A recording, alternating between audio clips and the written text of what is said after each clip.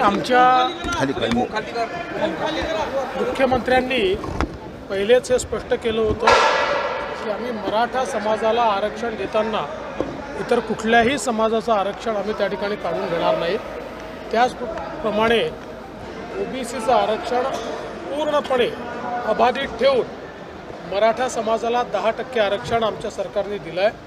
आज ओबीसी समाजातही समाधान आहे आणि मराठा समाजातही आनंद आहे आणि त्यामुळेच दोन्ही समाजाचे लोक या ठिकाणी आलेले आपल्याला पाहायला मिळतात।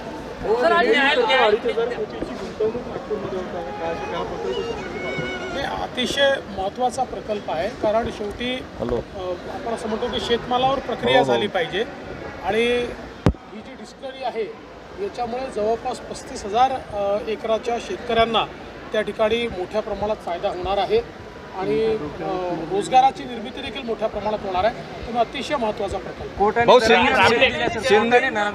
न्यायालयाने जरांगेंच्या आंदोलनाबद्दल विचारणा केलेली आहे, कारण लोकांना त्रास होऊ नये, जबाबदारी कोण घेणार आहे? मला असं वाटतं की आता आरक्षण देखील आपण दिलेलं आहे आणि त्यामुळे कोणीही जनतेला त्रास होईल असं आंदोलन करू नये। मात्र कोर्टाने काय म्हटलंय मी अजून बघितलेलं। शिंदेगड 22 जागा